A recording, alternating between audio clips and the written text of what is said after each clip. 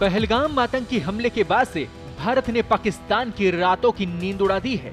कभी वो अंतर्राष्ट्रीय स्तर पर भारत को रोकने की भीख मांगता है, तो कभी परमाणु के नाम पर गीदड़ भभकी देता है। पर भारत की ताबड़तोड़ कार्रवाई से उसकी आर्थिक आधार पर कमर टूट गई है। भारत सरकार ने पाकिस्तान के खिलाफ अब 3 बड़ी कार्रवाई की है, जिसके तहत भारत ने पाकिस्तान से प्रत्यक्ष और अप्रत्यक्ष आयात पर तुरंत प्रभाव से रोक लगा दी है। साथ ही पाकिस्तान से आने वाले डाक पार्सल पर भी रोक लगा दी गई है।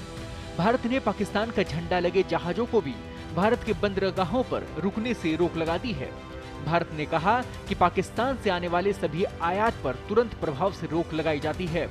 इसके बाद तीसरे देश से होते हुए भी पाकिस्तान का सामान भारत नहीं आ पाएगा। भारत सरकार के वाणिज्य मंत्रालय ने एक बयान जारी कर कहा कि पाकिस्तान से प्रत्यक्ष और अप्रत्यक्ष रूप से आने वाला सभी आयात पर अगले आदेश तक तत्काल प्रभाव से रोक लगाई जाती है। ये प्रतिबंध राष्ट्रीय सुरक्षा और सार्वजनिक नीति के तहत किया गया है। भारत ने पाकिस्तान पर दूसरा प्रहार उसके जहाजों की भारतीय बंदरगाहों पर एंट्री बैन करके किया है। भारत सरकार ने आदेश में कहा है कि पाकिस्तान का झंडा लगे किसी भी जहाज को भारतीय बंदरगाह पर रुकने की इजाजत नहीं होगी। साथ ही भारत का झंडा लगा कोई भी जहाज पाकिस्तान के बंदरगाह पर भी नहीं रुकेगा। वहीं पाकिस्तान की सरकार ने भी अपनी बौखलाहट छिपाने के लिए भारत के जहाजों को पाकिस्तानी बंदरगाहों पर रुकने से रोक दिया है। भारत सरकार ने पाकिस्तान से आने वाले सभी डाक पार्सल पर भी प्रतिबंध लगा दिया है। केंद्र सरकार ने कहा है कि भारत सरकार ने तय किया है कि पाकिस्तान से हवा, जमीन के द्वारा आने वाले सभी डाक पार्सल का आदान प्रदान स्थगित कर दिया गया है। वहीं भारत के सैन्य कार्रवाई करने के डर से पाकिस्तान इस कदर घबराया हुआ है कि उसने अपनी जमीन से जमीन पर मार करने वाली अब्दाली मिसाइल का परीक्षण करने का दावा कर दिया। इस मिसाइल की रेंज 450 किलोमीटर है।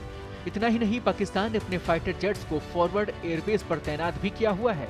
उसके विमान लगातार निगरानी कर रहे हैं। मीडिया रिपोर्ट्स के अनुसार विमानों से निगरानी और सैनिकों के मूवमेंट आदि के काम में ही पाकिस्तान की सेना हजारों करोड़ रुपए फूंक चुकी है। पाकिस्तान से आतंकिस्तान बने इस देश को पूरे विश्व से थू-थू मिल रही है।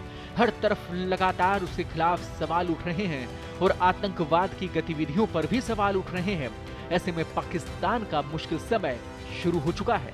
ताजा अपडेट्स, बड़ी खबरों के लिए बने रहें पत्रिका के साथ। मैं हूं आपके साथ कृपाशंकर शर्मा।